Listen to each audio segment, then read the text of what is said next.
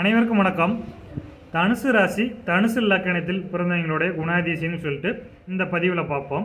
இந்த தனுசு ராசியின் அதிபதினு பார்த்தீங்கன்னா குரு பகவான். இந்த ராசியின் சின்னம் அப்படின்னு பார்த்தீங்கன்னா பாதி குதிரை உடம்பு, பாதிக்கு மேலே மனித உடம்பு, தலை, கையில் வில்லு வச்சுட்டு இருப்பாங்க அப்படிங்கிற மாதிரியான அமைப்பு.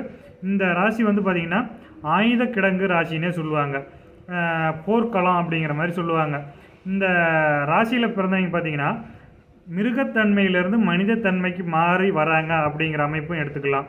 அதாவது இவங்களுக்கு கோவம் வந்துன்னா டப்புன்னு அடிச்சிருவாங்க. இது ஏன்னா ஆயுத ராசி இல்லையா, டப்புன்னு அடிச்சிருவாங்க அப்படின்னு சொல்லுவாங்க. குரு பார்த்திங்கன்னா மற்றவங்களுக்கு வழிகாட்டியாகவும் இருப்பாங்க, மற்றவங்களுக்கு புரோஜனமாகவும் இருப்பாங்க, நல்ல ஒரு நபராகவும் இருப்பாங்க. ஏன்னா குருங்கிறது நல்ல ஒரு நபர், மற்றவங்களுக்கு வழிகாட்டி, வாதியார் அப்படின்னு சொல்லுவாங்க.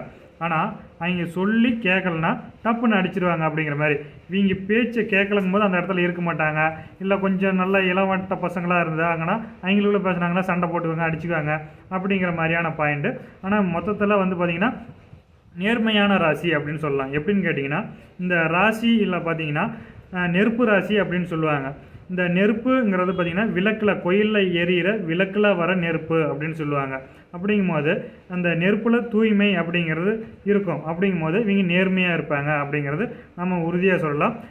யாராலும் இவங்களை கண்ட்ரோல் பண்ண முடியாது. இவங்க எடுத்த முடிவு இவங்க எடுத்ததாகவே இருக்கும். ஏன்னா குரு அப்படிங்கிறது தான் அப்படிங்கிற மாதிரியான அமைப்பு. இவங்க எடுத்த முடிவில் நல்லா உறுதியாக இருப்பாங்க அப்படிங்கிறத நம்ம நிச்சயம் சொல்லலாம். இன்னொரு பதிவில் பார்ப்போம். நன்றி, வணக்கம்.